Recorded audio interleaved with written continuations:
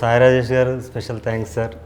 ఈ సినిమానే కాదు, నా నిర్బంధం చూసి ఫస్ట్ నాకు డబ్బులు పంపించి పబ్లిక్గా పోస్ట్ పెట్టి, అంటే ఒక ఎడ్యుకేటెడ్ పీపుల్లో, ఒక అబోవ్ మధ్య తరగతి పీపుల్లో ఏమన్నా డౌట్ ఉంటే కూడా అది కూడా ఈయన ఇమేజ్ని పణంగా పెట్టి నా గురించి పెట్టి ఆయన ప్రమోట్ చేశారు. Is the first person among all the celebrities. ఆయన అంటే స్పెషల్ రెస్పెక్ట్. సో ఆయన ఈరోజు వచ్చారు మమ్మల్ని ఇంటర్వ్యూ చేయడానికి, అదే ఆయన తెలుసుకోవడానికి, లేకపోతే ప్రమోట్ చేయడానికి. In otherwise thank you so much sir. Thank you అండి. అంటే యాక్చువల్లీ నేను ఇంటర్వ్యూ చేయడం కంటే కూడా చాలా క్యూరియాసిటీ ఉందన్నమాట, ఎస్పెషల్లీ తనతో మాట్లాడడానికి. నేను తెలుసుకోవాలనుకుంటున్నా, నేర్చుకోవాలనుకుంటున్నా చాలా విషయాలు. సో నిర్బంధం పక్కన పెడితే అంటే ఐ థింక్ ట్రావెల్ కష్టాలు ఇద్దరివి ఒకటే అనుకుంటున్నాను నేనంటే. నేను హృదయకాలం తీయటానికి ముందు ఏవైతే కష్టాలు పడ్డానో, నాకంటే కొన్ని 10 రెట్లు 100 రెట్లు తను ఎక్కువ పడి ఉంటాడు అనే ఒక తెలియదు నాకు కూడా. ఇప్పుడు నేను తెలుసుకోవాలి, మీ గురించి తెలుసుకోవాలి, మీ మేకింగ్ గురించి తెలుసుకోవాలి. ఇప్పుడు అసలు మీ ఎలాంటి పరిస్థితిలో ఉన్నారు, మానసిక స్థితి ఏంటి? ఎందుకంటే డైరెక్షన్ చేయడం ఒకటే కాదు, ఇన్ని క్రాఫ్ట్లు హ్యాండిల్ చేస్తున్నారు. అసలు ఎలా నిజం చెప్తున్నాను అంటే, నేను అసిస్టెంట్ డైరెక్టర్గా ప్రయత్నాలు మొదలుపెట్టినప్పుడు నేను 2005లో వచ్చాను. 2010-11 వరకు కూడా నాకు ఒక ఆఫీస్ మెట్లు ఎక్కడానికి కూడా నాకు ఏ అవకాశం రాలేదు. అసిస్టెంట్ డైరెక్టర్ అవ్వడానికి కూడా నాకు రాలేదు. కానీ ఇంత సౌండ్ సరోజ్ ఎలా చేయగలుగుతున్నాడు? నాకు ఫస్ట్ కొద్దిగా అంటే కొత్త వాళ్ళకి, ఇప్పుడు అసలు మీ గురించి తెలియని వాళ్ళకి ఒక్కసారి మీరు మళ్ళీ చాలా ఇంటర్వ్యూలో చెప్పున్నా కూడా ఒక్కసారి చెప్పండి అసలు. అంటే ఎక్కడ మీ ప్రస్థానం మొదలైంది, ఎక్కడ మీ పేరు వినిపించడం మొదలైంది, దానికి ముందు పడిన ఒక చిన్న కష్టం ఏంటి? అంటే నేను 2004లో జూనియర్ ఆర్టిస్ట్గా వచ్చాను సార్. హీరో అవుదాం అనే డ్రీమ్లో వచ్చాను. వచ్చినప్పుడు చేశాను 2-3 చిన్న సినిమాలు చేశాను జూనియర్ ఆర్టిస్ట్గా, అంటే బ్యాక్గ్రౌండ్ ఆర్టిస్ట్గా. చేసినప్పుడు నా కళ ఏంటంటే, నా కళ ఎక్కడో ఉంది, ఇది నేను రీచ్ అవ్వాలంటే నా ఇప్పుడున్న పరిస్థితుల్లో అవుద్దా అని చూశాను. అంటే ఇప్పుడు నా వెనక డబ్బు అన్నా ఉండాలి, లేదా నా దగ్గర ఒకవేళ టాలెంట్ ఉన్నా కూడా అది గుర్తించే దర్శకులు ఉండాలి, వాళ్ళతో ఒక ర్యాపో మెయింటైన్ చేయాలి, ఒక జర్నీ చేయాలి. నేను ఇంట్రోవర్ట్ బేసికలీ. సో నేను అనుకున్నది ఎలా సాధించగలను నాకు నేనుగా. నాలో ఉన్న ఇప్పుడు నేను హ్యూమన్ మేనేజ్మెంట్లో అంత ఇది కాదు, పట్టు లేదు నాకు. సో హ్యూమన్ మేనేజ్మెంట్లో అసలు పట్టు లేనివాడు, ఒంటరిగా ఎక్కువ జీవితం గడిపినవాడు ఒంటరిగా ఎలా ఎదగలడు అని నేను ఆలోచించి నేనే దర్శకుడిగా మారితే బాగుంటుందేమో అనిపించింది సార్. అంటే బికాస్ చిన్నప్పటి నుంచి కూడా నేను దూరదర్శన్కి ఎక్కువ ఎక్స్పోజ్ అయ్యాను సార్. మన టైంలో అప్పుడు దూరదర్శనే ఉండేది. సో దూరదర్శన్ వల్ల చాలా ఎడ్యుకేట్ అయ్యాను నేను. దానిలో టెలిస్కూల్ అని ఒకటి వచ్చేది, ఈ వ్యవసాయదారుల కార్యక్రమం వచ్చేది, మంచి అవార్డ్ ఫిల్మ్స్ వచ్చేవి. దాంట్లో శ్యామ్ బెన్గల్, సత్యజిత్ రే వీళ్ళ సినిమాలు వచ్చేవి. ఆదివారం మధ్యాహ్నం అనుకుంటా. మధ్యాహ్నం. సో చిత్రలహరి శుక్రవారం నైట్ వచ్చేది. సో ఇలా నేను అంటే ఇప్పుడున్న దాంట్లో ఏంటంటే మనకు చాయిస్ ఉంది. కార్టూన్ నెట్వర్క్ చూసేవాడు కార్టూన్ నెట్వర్కే చూస్తున్నాడు, మనం జంగిల్ బుక్ కోసం ఎదురు చూసేవాళ్ళం. సో అలా చాలా విషయాల్లో నేను అక్కడి నుంచి ఎడ్యుకేట్ అయ్యాను. అంటే ఒక బ్యాలెన్స్, క్రియేటివ్ బ్యాలెన్స్ వచ్చింది. సో నేనే కథలు రాసుకుని నేనే తీసుకుందాం, నన్ను నేను ప్రొజెక్ట్ చేసుకుందాం అని చెప్పి ఒక షార్ట్ ఫిల్మ్ చేశాను సార్. అప్పట్లో షార్ట్ ఫిల్మ్ కల్చర్ లేదు. చేసి నేనే యాక్ట్ చేశాను. అది పట్టుకుని వెళ్ళిన ప్రతి చోట ఆ డైరెక్షన్ బాగుంది అన్నారు, కానీ నన్ను యాక్టర్గా గుర్తించాల ప్రతి చోట కూడా.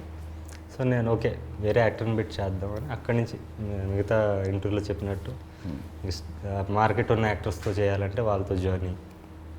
సో మొదటి బ్రేక్ ఏదండి? అంటే బాగా వినిపించింది, మీ పేరు బయట వినిపించింది నిర్బంధమేనా? దాని ముందు ఆడియన్స్లో నిర్బంధం అండి. ఇండస్ట్రీలో నా మొదటి తమిళ సినిమా ఓర్కలం ఏదైతే చేశాను, ఆ విజువల్ వండర్ అది ఇదని నాకు నచ్చింది. But even know I feel ashamed of that film. అరే ఇంత ఇమ్మెచ్యూర్గా తీసానే. అంటే ఇప్పుడు వచ్చిన మెచ్యూరిటీకి ముందు డైరెక్షన్ అంటే షార్ట్స్ అనుకునేవాడిని. But now I realize direction is all about creating and capturing moments, human emotions. నేను మీ బేబీ టీజర్ చూసినప్పుడే నాకు సినిమా హిట్ అని నాకు ఎందుకు అనిపించిందంటే, అందులో ఉన్న ఎమోషన్స్ కానీ, ఆ వింటాజ్ లుక్ కానీ, మీరు ఒక వరల్డ్ క్రియేట్ చేశారు. సో అది డైరెక్షన్ అని నాకు అర్థమైంది. ఎందుకంటే డైరెక్షన్ అనేది నా ఫస్ట్ ప్రయారిటీ కాదు కాబట్టి నేను దాని మీద సీరియస్గా లేను. ఎప్పుడైతే నేను నటుడిగా మారానో I have become a better director right from నిర్బంధం. కానీ ఈ ఈ ఈ ప్రాసెస్లో మీరు హీరో అవుదామని వచ్చిన ప్రాసెస్లో మీలోని రైటర్ కానీ మీలో ఒక దర్శకుడు ఉన్నాడని ఎవరు చెప్పలేదా మీకు? అదే ఎక్కువ చెప్పారు.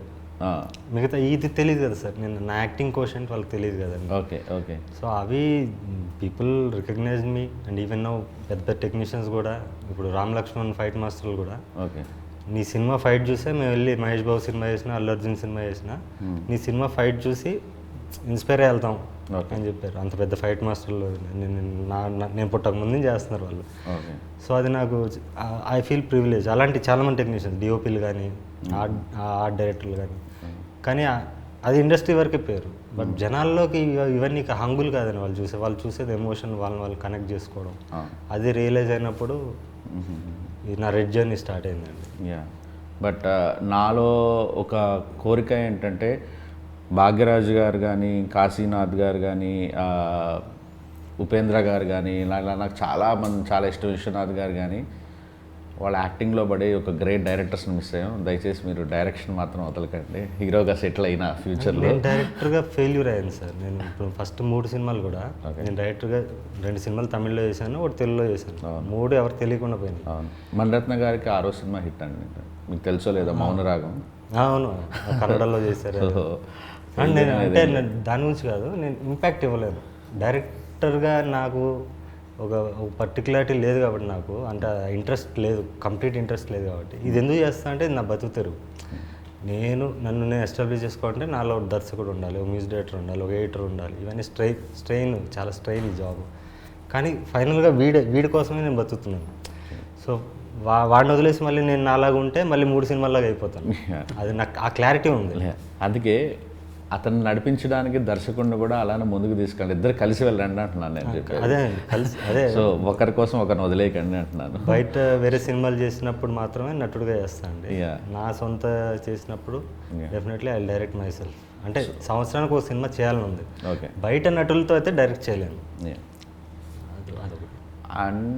అంటే ఈ వీటన్నిటికీ వెనకాల యూజువల్లీ మనలాంటి వాళ్ళు అంటే ఇలా ఏ బ్యాక్గ్రౌండ్ లేకుండా మనమే ప్రొడ్యూస్ చేసుకొని, లేకపోతే మనం డైరెక్షన్ చేసుకొని ఎతికేట ప్రాసెస్లో 3 మార్గాలు అంటే, ఒకటి ఎక్కడో దగ్గర పెద్ద అప్పు తెచ్చి సినిమాలు చేయటం, లేదా ఫ్రెండ్స్ దగ్గర తీసుకోవడం, లేదా క్రౌడ్ పుల్లింగ్. సో మిమ్మల్ని నడిపిస్తుంది ఎవరు ఈ ప్రాసెస్లో, ఈ సినిమాలన్నింటిలో? అభిమానులు అండి. నేనంటే నా ఫ్రెండ్స్ ఉంటారు ఎక్కువ. నేను చెప్పాను ఇంట్రోవర్ట్, ఒంటరిగా ఉంటాను. అభిమానులే నాకు ఫ్రెండ్స్. సో అందులో అభిమానుల నుంచి వచ్చిన మ్యాడ్ ఫిల్మ్ లవర్స్ ఎవరైతే ఉంటారో, అరే వీడు రావాలి, వీడు మన పార్ట్ మనం చేయాలి అని అందరితో కూడా 1 to 1. వీళ్ళందరూ గ్రూప్గా కాకుండా విడివిడిగా నాకు ఫండ్ చేసి అన్కండిషనల్గా నువ్వు సినిమా చేయి అనే ఒక ప్రాసెస్ జరిగింది సార్. దానన్నిటికీ కారణం నా గత 3 సినిమాలు.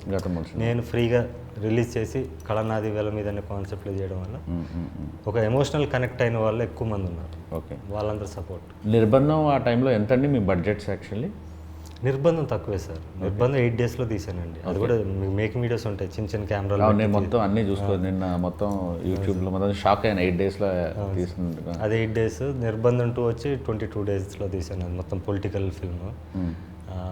మాంగళ్యం కూడా ఇంచుమించు అన్ని డేస్లో 23-24 days. ఓకే, పరాక్రమం ఎన్ని రోజులు తీసారు? ఇది కూడా అంతే. కాల్ షీట్స్ ఎక్కువ అండి దీనికి, 57 call sheets. Okay, you follow అంటే యూనియన్ రూల్స్ అవన్నీ ఫాలో అవుతారండి, లేకపోతే గరిల్లా స్టైలర్? లేదు, ఇప్పుడు ఫాలో అవ్వాలి కదండి. ఇప్పుడు సినిమా మెయిన్ స్ట్రీమ్ చేస్తాం కదా. కెమెరామెన్ కూడా ఆయన పెద్ద కెమెరామెన్ అండి, 100% లవ్ చేసిన ఆయన. సో ఆర్ఎల్ఎక్సా కెమెరా అన్ని కొంచెం పెద్ద సెటప్. అండ్ నేను పరాక్రమం ట్రైలర్ నమ్మండి నమ్మకపోండి ఒక 10-15 సార్లు చూసుంటాను. Thank you so much. నిన్నటి నుంచి ఏదో మ్యాజిక్ ఉంది, మీలో మ్యాజిక్ ఉంది, మీ మాటల్లో మ్యాజిక్ ఉంది, మీ డైరెక్షన్లో మ్యాజిక్ ఉంది. You belong to somewhere. అంటే నాకు తెలిసి ఇంకొక 1-2 సంవత్సరాల్లో మీ పేరు గట్టిగా వినిపించబోతుందని నాకు తెలుసు. అంటే ఏముందో నాకు తెలియదు పరాక్రమంలో. నేను ఎందుకు అన్నిసార్లు చూస్తున్నాను కూడా నాకు తెలియదు. మళ్ళీ చూడాలనిపిస్తుంది, మళ్ళీ చూడాలనిపిస్తుంది. అందులో మీన్ అంటే నేను ప్రాపర్గా ఎక్స్ప్లెయిన్ చేయలేను. Well designed. మొదటి నుంచి నేను అంటే నిర్బంధం కానీ లేకపోతే మాంగళ్యం కానీ ఆ మాటల్లో రాసే మాటల్లో మ్యాజిక్ ఉంటుంది కాదంట. బట్ ఇది ఇంకా నేను ఎస్కేఎన్కి ఇమీడియట్గా పెట్టాను. లైక్ చూసావా నువ్వు పరాక్రమం అంటే ఇరకదీశాడు రాజా, అసలు యాక్టింగ్ అయితే చంపేస్తున్నాడు, అసలు చాలా బాగుంది సినిమా అంటే ఎవరు ఎందుకు ముందుకెళ్ళట్లేదు ఇండస్ట్రీలో, ఎందుకు దాన్ని సరిగ్గా వాడుకోవట్లేదు అంటే నాకు తెలియదు. అందుకే నేను ఇమీడియట్గా కాల్ కొట్టాను, sir can we do a film అని మీతో.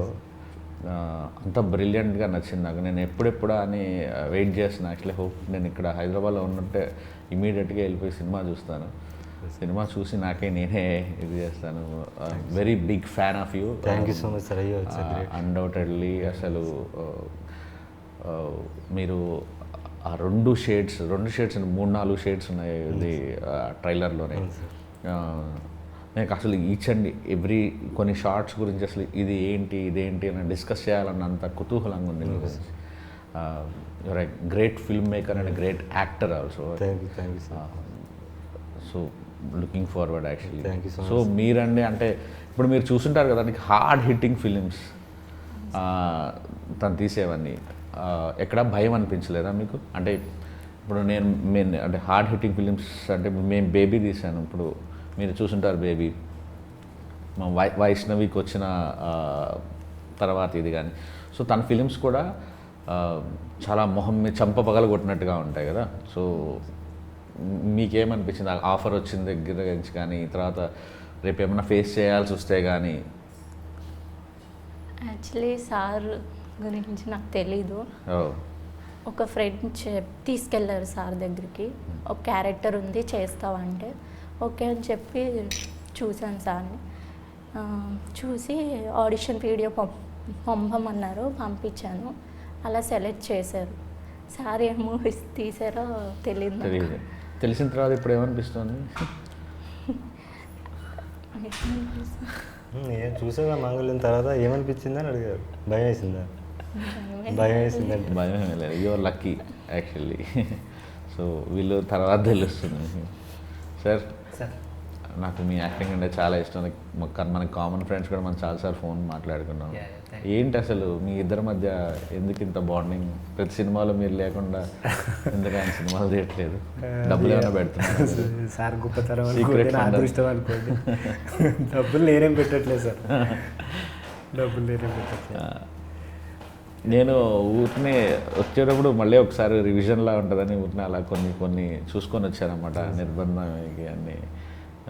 ఏంటి సార్ ఎందుకని ఆయనతోనే చాలా ఫస్ట్ నన్ను అంటే బాండింగ్ ఉందండి మా ఇద్దరి మధ్య. అంటే ఫస్ట్ ఆయన ఆడిషన్కి వచ్చారు. నేను నిర్బంధం ముందు ఒక సినిమా అనుకున్నాను, దానికి ఆడిషన్కి వస్తే ఈయన లుక్ నచ్చింది నాకు. ఆడిషన్ చూసా పర్ఫార్మెన్స్ చాలా బాగా చేశారు, రియలిస్టిక్గా చేశారు, ఈయన బాగుంటుంది అనుకున్నాను. తర్వాత ఆ సినిమా కరోనా వచ్చింది, ఫస్ట్ షెడ్యూల్ తర్వాత ఆపాను సార్. నిర్బంధం స్టార్ట్ చేసినప్పుడు నాకు అశోక్ అన్న క్యారెక్టర్ క్రియేట్ చేసినప్పుడు నాకు ఈయన గుర్తొచ్చారు. ఈయన గుర్తొచ్చాక చెప్పాను, ఇలా ఉంది సార్ ఒక క్యారెక్టర్ ఉంది, ఇలా రేపిస్ట్ క్యారెక్టర్ అది అని చెప్పారు. పైపైన చెప్పాను, నాకే తెలియదు ఐడియా నేను ఏం చేయబోతున్నా అని. ఓకే సార్ చేద్దామన్నారు. వచ్చాము. ఆ ఫస్ట్ సీన్ అమ్మాయిని రేప్ చేసే సీన్ ఉంటుంది కదా సార్ అక్కడ, అది ఫస్ట్ డే. ఆయన ఒక అబ్జెక్షన్ పెట్టలేదు. ఆయన యాక్చువల్లీ ఒక రోడ్ కాంట్రాక్టర్, అబో మిడిల్ క్లాస్ ఫ్యామిలీ, 2 డాటర్స్ ఉన్నారు, ఎడ్యుకేటెడ్ ఫ్యామిలీ. వాళ్ళ అన్నయ్య వాళ్ళ తమ్ముడు కూడా డైరెక్టర్, కెమెరామెన్ కమ్ డైరెక్టర్ ఆయన. సో ఆయన ఎక్కడ అబ్జెక్షన్ పెట్టకుండా ఎక్కడ ఒక్క క్వశ్చన్ చేయలేదు, బ్లైండ్గా ఫాలో అయిపోయాడు ఆయన. అంటే ఆయన చూస్తేనే ఏదో అప్పటికి నేనేమి కాదు, అట్లీస్ట్ ఈ రోజు అంటే చిన్న ప్రొఫైల్ ఉంది, అప్పుడు ఏమి కానోని ఆయన ఇంత ఆరాధించి నమ్మేసి ముందుకు వచ్చారు అనేది అదొక ఉంది. అఫ్కోర్స్ ఆయన నమ్మిన దానికి ఆయన ప్రతిఫలం వచ్చింది, బట్ ఆ జెన్యూనిటీ నచ్చిందండి. సో ప్రతి సినిమాలో ఈయన ఉండాలి అనేది ఒకటి అయిపోయింది మైండ్లో. ప్రతి డైరెక్టర్కి మీలాంటి వాళ్ళు ఉండాలి సార్. యాక్చువల్లీ ఉన్నారు, నా లైఫ్లో కూడా అలా ఉన్నారు. నేను దీంట్లో అయితే ఆయన క్రియేట్ చేశాను. ఆయన యాక్చువల్లీ గెడ్డం కంటిన్యూటీ ఉంది, ఎవరితో సినిమా అన్నారు, చిరంజీవి సినిమా ఏదో. నేను చెప్తాను సార్. అదే సార్ ఒకసారి ఫోన్ చేసి ఇట్లా సినిమాలో ఒక పోలీస్ క్యారెక్టర్ అనుకుంటున్నాను అన్నారు. అన్న తర్వాత నేను వేరే మూవీ ఒకటి పీపుల్స్ మీడియా వాళ్ళది అనుకుంటే వెబ్ సిరీస్ స్టార్ట్ అవుతుంది అని చెప్పి వాళ్ళు ఓ లుక్ కూడా పంపించారు సార్. అంటే గడ్డం కొంచెం ఎక్కువ ఉంటుంది, ఆ గడ్డం పెంచండి, ఒక 2-3 మంత్స్ పెంచండి, ఇది తర్వాత స్టార్ట్ చేద్దామని అన్నారు. ఆ టైంలో సార్ ఫోన్ చేస్తే సార్ ఇట్లా మరి గడ్డం ఉంది సార్, వేరే మూవీ ఇట్లా ఒకటి అంటే వెబ్ సిరీస్ ఒకటి ఆఫర్ వచ్చింది. లేదు సార్ మీరు వదులుకోకండి, నేను వేరే ఆప్షన్ చూసుకుంటానని అన్నారు. పెట్టేశారు ఫోన్. నాకు ఒకటే ఆలోచన, అరే ఇది మిస్ అవుతుంది అని ఆలోచన ఉంది నాకు లోపల. తర్వాత కరెక్ట్గా 2 రోజులకు మళ్ళీ ఫోన్ చేశారు. ఫోన్ చేసి సరే ఏం కాదు, నేను క్యారెక్టర్ మారుస్తున్నా, పోలీస్ క్యారెక్టర్ గడ్డంతో సిక్ పోలీస్ క్యారెక్టర్ చేసేద్దాం దాన్ని అంటే నాకు అసలు ఎంత సంతోషమైందంటే, అంటే నా కొరకు ఒక క్యారెక్టర్ మార్చేసిండ్రు అంటే అది చాలా నేను గొప్పగా ఫీల్ అయినా సార్. అంటే నాకు నేను గొప్పగా ఫీల్ అయినా అసలు. అది చాలా నాకు వడ్డించేవాడు మనవాడైతే ఎక్కడ చూసి ఆయన మీరు కావాలనుకున్నారు కదా సార్. కానీ లుక్ కూడా యూస్ఫుల్ అయింది సార్. ఇప్పుడు సింగ్ గెటప్ ఉంది కదా sir, Sardarji getup. So sir అంటే మీరు చెప్పండి, అంటే what kind of film maker you are, అది నాకు తెలుసుకోవాలనుకున్నా. అంటే మీకోసం మీరు సినిమాలు తీస్తారా, జనంకి నచ్చాలని సినిమాలు తీస్తారా, ప్రొడ్యూసర్కి డబ్బులు రావాలని సినిమాలు తీస్తారా, 3 బ్యాలెన్స్ చేయాలనుకుంటారా? రెండోది సార్, జనాలు నచ్చాలి. జనాలు నచ్చితేనే ఆటోమేటిక్ మనీ విల్ ఫాలో కదా సార్. ఎక్కువ మంది జనాలు నచ్చాలి ఆబ్వియస్గా. అది ప్లస్ ఇంకోటి ఏంటంటే, ఇంతకుముందు చందమామ కథలు తీసేవాడిని అండి. ఫస్ట్ 3 సినిమాలు కూడా అలాగే రాసేవాడిని. నేను తర్వాత సమాజానికన్నా పెద్ద కంటెంట్ ఏముంది అనిపించింది. సమాజంలో ఉన్న కంటెంటే చాలా ఎక్కువ ఉంది, మనకు సొంతంగా రాయాల్సిన అవసరం లేదు అనిపించి దీంట్లోంచి ఇన్స్పైర్ అవుతూనే నా ఐడియాలజీని ఎంబెడ్ చేస్తూ నేను కథలు రాయడం మొదలుపెట్టానండి. అందుకని on location off the cuff రాస్తున్నాను. అంటే సినిమా స్టార్ట్ చేసినప్పుడు క్లైమాక్స్ ఏంటో తెలియకుండా స్టార్ట్ చేశాను ఆ మొదటి సినిమాలో. అలా స్టార్ట్ అయిందండి. అంటే ఒక నేను అడిగేది అంటే, ఇప్పుడు సినిమాని ఒక కళగా చూడాలి, డబ్బులు మనకు వస్తే ఏంటి రాకపోతే ఇది ఒక ఆర్ట్ ఫామ్ అని బిలీవ్ చేయటమా, లేకపోతే పెట్టిన డబ్బులు తిరిగి రావాలి, జనాలు విపరీతంగా. అంటే మీకు ఫర్ ఎగ్జాంపుల్ చెప్తాను సార్. నేను హృదయకాలం తీసినప్పుడు విపరీతంగా ట్రోల్ చేశారు నన్ను ఒక సెక్షన్ ఆఫ్ ఆడియన్స్. ఇప్పుడు బేబీ తీసినప్పుడు బేబీకి కూడా నిబ్బా సినిమా అంటారు, తిడుతుంటారు. కొబ్బరిమట్ట సినిమా చేసినప్పుడు కూడా అదే తెలుగు సినిమా పరువు తీస్తున్నాం అంటారు. సో నేను ఒక రాజమండ్రి థియేటర్కి వెళ్ళినప్పుడు అక్కడ మాస్ ఆటో డ్రైవరు ఒకతను, ఒక తాగేసి ఒకతను, వాళ్ళు ఎంజాయ్ చేస్తుంటే కడుపు నిండిపోయింది. అంటే మనం ఎక్కడో పేపర్ మీద రాసింది ఎవరికో ఆనందం ఇస్తుందంటే ఇంకా అంతకు మించి ఏం కావాలి. తిడితే తిట్టారు కానీ వీళ్ళందరినీ హ్యాపీ ఉంచడమే వీళ్ళందరి దగ్గర ఉంటే దాని డబ్బులు కూడా ఫాలో అవుతాయి. సో నేను ఆ మార్గం ఎంచుకున్నాను యాక్చువల్. అంటే అందరికీ నచ్చాలి సినిమా అనేది. సో మీరు అదే ఫాలో అవుతారా, లేదంటే సినిమాకి ఒక బాధ్యత ఉండాలి, ఇది కొన్ని ఎథిక్స్ ఉండాలి, క్యారెక్టర్లకి? అంటే ఇప్పుడు బేబీ రాసేటప్పుడు ఫ్లాడ్ క్యారెక్టర్స్ రాశాను, కొంతమందికి అర్థమైంది, కొంతమంది ఉమెన్ ఇన్సల్ట్ చేశాను అన్నారు. బట్ అది దాంట్లో ఉన్న ఫ్లాడ్ క్యారెక్టర్, మనుషులు అలానే ఉంటారు నిజ జీవితంలో అనేది నేను అనుకున్నాను. సో మీరు ఎలా ఆలోచిస్తారు రాసేటప్పుడు? స్వేచ్ఛగా ఆలోచిస్తారా, లేదు సొసైటీలో ఇలా ఉన్నాయి కాబట్టి ఇలాంటిది నేను రాయకూడదు అనుకుంటారా, ఈ పాత్రలకి ఈ పాత్ర ధర్మాలు ఎలా ఉండాలనుకుంటారా, ఎలా అనుకుంటాను? అంటే అదే అందరికీ నచ్చాలి, ఎక్కువ సెక్షన్ ఆఫ్ ఎక్కువ మెజారిటీ పీపుల్కి రీచ్ అవ్వాలని అనుకుంటామండి. ఎనీ ఫిల్మ్ మేకర్ని అనుకునేది. మీరు అన్నది వాళ్ళు టోటల్లీ ఆర్ట్ ఫిల్మ్ తీసే డైరెక్టర్స్ ఉంటారు. వాళ్ళు మన కళలు ఇప్పుడు గొప్ప దర్శకులు సచిత్రి అని ఆయన ఉన్నారు. ఈజ్ నాట్ మామూలు ఏమైనా తెలియదు ఆయన పేరు. నేను అలా అవ్వాలనుకుని రాలేదండి. అంటే ఫస్ట్ నేను యాక్టర్ కన్నా ముందు డైరెక్టర్ అయితే కూడా ఎలాంటి డైరెక్టర్ అవ్వాలంటే ఒక కమర్షియల్ సినిమానే నా స్టైల్లో, అంటే నా ఊహ. ప్రతి మనిషికి ఒక ఊహ ఉంటుంది సార్, ప్రతి ఫిల్మ్ మేకర్కి. ఇప్పుడు మీ ఊహలో బేబీ మీరు తీసింది వేరు, అదే బేబీ వేరే దర్శకులు చేస్తే ఆయన ఊహ వేరు ఉంటుంది. సో అలా తీస్తూనే కమర్షియల్ సినిమాని తీయాలి, అంటే అందరినీ అలరించే సినిమా తీయాలనుకున్నాను సార్. ఎవరు సార్ అంటే యాక్టర్గా ఎవరు ఇన్స్పిరేషన్, అంటే ఎవరిని ఎక్కువ ఫాలో అవుతారు మీరు? యాక్టర్ అంటే అందరూ చాలామంది ఇన్స్పిరేషన్స్ ఉన్నారు సార్. అఫ్కోర్స్ చిరంజీవి చూసే సినిమా చూసాను, ఆయన ఫస్ట్ లవ్. రజనీకాంత్ అంటే చాలా ఇష్టం నాకు, షారుఖ్ ఖాన్ అంటే ఇష్టం. ఇప్పుడు మీ మీద మీరు యాక్ట్ చేసేటప్పుడు ఎవరి ఇన్ఫ్లుయెన్స్ ఉండదు? 100% ఉండదు. అంటే రిహార్స్ చేయనండి నేను ఫస్ట్. ఇప్పుడు రైటింగ్ ఎలాగో యాక్టింగ్ కూడా అంతే. ఈ సత్యబాబు క్యారెక్టర్ కూడా నేను రిహార్సే చేయలేదు. ఇప్పుడు అదే ఈ మన చార్లీ చాప్లిన్ క్యారెక్టర్కి లాస్ట్ షెడ్యూల్ అది మొత్తం అన్నీ చేసేసి కొంచెం మళ్ళీ కొంచెం డిఫరెంట్ లుక్కి వచ్చి, సన్ లుక్ కోసం కొంచెం ఫేస్ సన్న కావాలి, ఈగల్ లుక్ ఉండాలని చెప్పి దానికోసం దీనికి వచ్చి కొంచెం చబ్బీ లుక్ ఉండాలి, కొంచెం డిఫరెంట్. అది తప్ప అక్కడికి వెళ్ళాక అప్పుడు నాకు నా ఇన్స్టింక్ట్స్ ఏం చెప్పాయో అదే చేశానండి.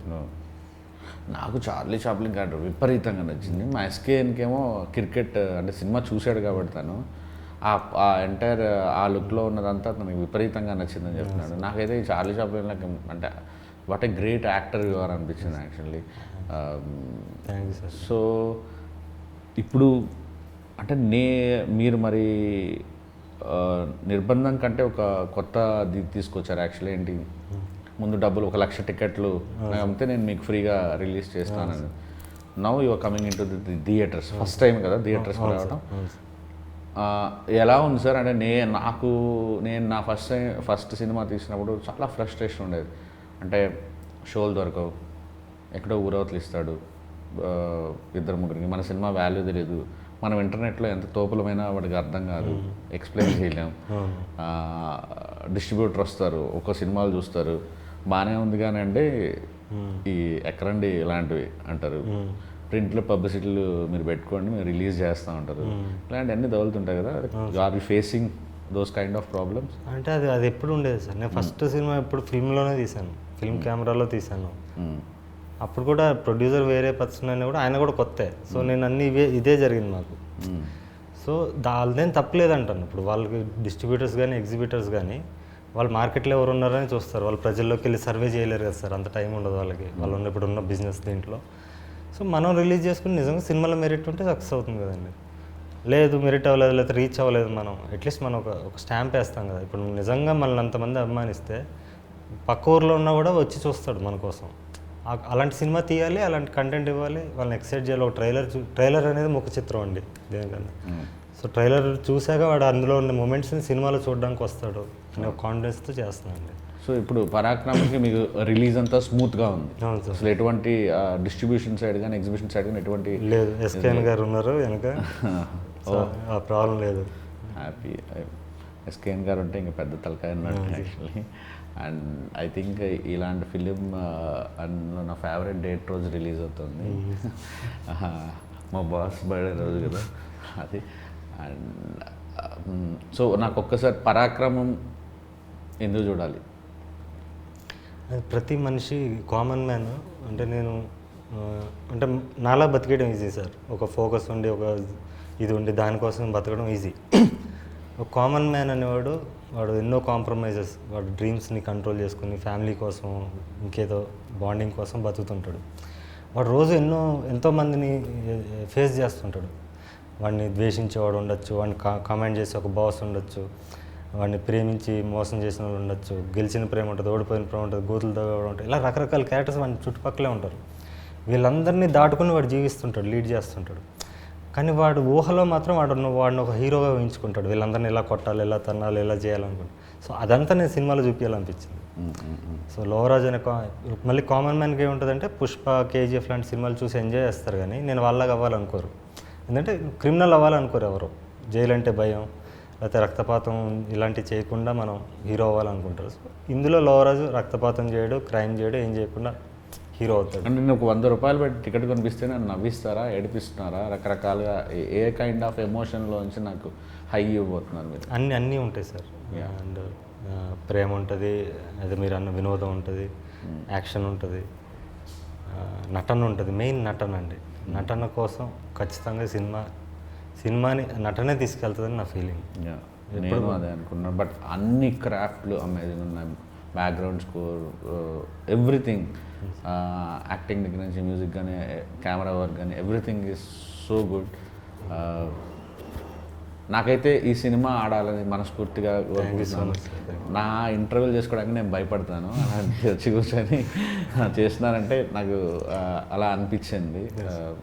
హార్ట్ఫుల్గా విష్ చేస్తున్నాను సార్ ముగ్గురికి, ఆల్ ది బెస్ట్. ముగ్గురి కెరీర్ సెటిల్ అవ్వాలి, మీరు పెద్ద స్టార్ అవ్వాలి, గ్రేట్ డైరెక్టర్ కూడా అవ్వాలి. Thank you sir. అందరికీ మెచ్చే రైటర్ కూడా అవ్వాలి. నాకు డైలాగులు మీ మాటలు రాసే పద్ధతి చాలా చాలా చాలా నచ్చింది. Good luck sir, good luck. Thank you so much. Thank you.